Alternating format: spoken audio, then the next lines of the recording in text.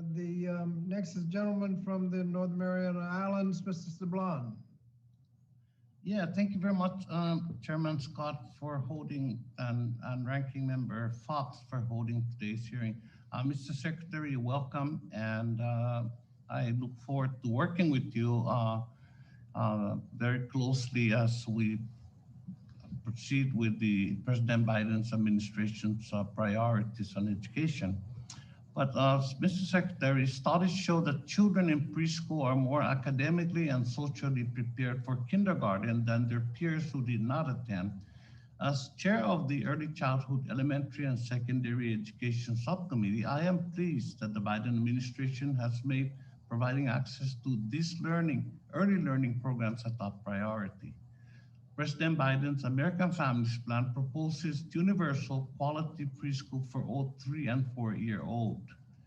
Additionally, the budget calls for an additional $175 million for preschool development grants, which has helped my district, the Northern Marianas, and other districts expand high-quality preschool programs. So, Mr. Secretary, could you speak to the importance of these proposals and how they will further benefit children and families across our nation, please? Sure. Thank you for this opportunity. I remember serving as a school principal, and we had programs for students as young as 3 years old. And we saw the growth that took place in those 2 years. And then I saw students come into kindergarten that didn't have the benefit of programs like the quality program we offered. And I can tell you that many of those students had the need for intervention that was much greater. Many of those students didn't enjoy school as much as those students who did have the benefit of having quality early childhood program where you can develop executive functioning skills, social skills, and basic numeracy and literacy skills. But more importantly, that social and emotional skill. And those, we know, the studies show, those students are able to have more success in middle and high school. They're more likely to attend, participate in higher level courses and go on. And we know that the return on investment, some studies have it as much as 7 to 1. So right. I think for us, it's an investment. For any educator that teaches in the early childhood years, they can tell you the benefits for these young learners and the foundation that it sets for their growth. I think that can't be overstated.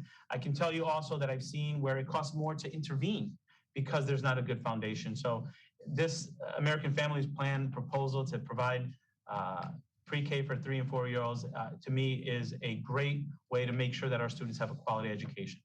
Thank you. And, I was just, I'm here, and I think you're nearby your offices.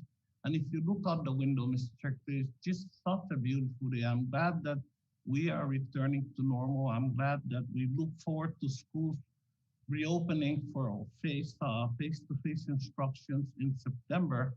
And also, I will follow that with an issue, Mr. Secretary, that the President's fiscal year 22 budget calls for a 62% increase in K-12 education investment. A critical component of these investments is Title I-A, which has provided resources to deliver high-quality education to Mariana students and those in other economically disadvantaged areas or poor communities. And it is long overdue for a funding boost, a view shared by many of my colleagues on this committee, which joined my call to fund Title I-A at $36.5 billion.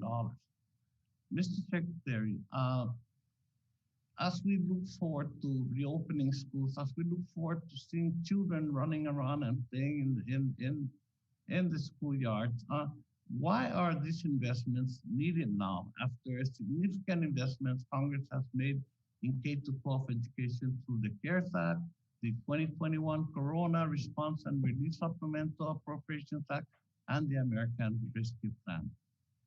Thank you. We know the pandemic did a number on many communities, densely populated communities where there are mostly people of color.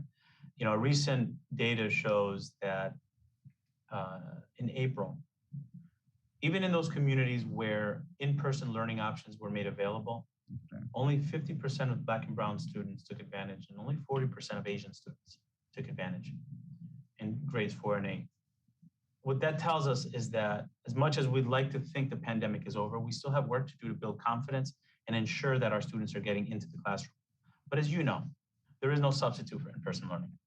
And when those students do return, they're going to have not only more academic needs, so these Title I funds really are aimed at closing those gaps that were exacerbated, but they're also going to have needs to support the trauma that they experienced. As I said earlier, the mortality rate in those communities was also higher. So there's a lot of work to do to not only get our students to be prepared for learning and make up whatever was lost, but also to build back better. Because in those same communities, Congressman, in those same communities, the gaps existed for decades, outcome gaps, which was mentioned earlier in a question. So we have to do more to give our students an opportunity to succeed in life. Mr. Secretary, my time is up, but I'd like to say my first notice on this hearing with you is the relief that the information you share with us is such a breath of fresh air compared to your predecessor. I am dead serious about this, but welcome, congratulations on your confirmation, and I really look forward to working with you, sir. Thank you, sir, as do I. Man, my time is over, I exceeded, so I apologize. Thank you. Next speaker.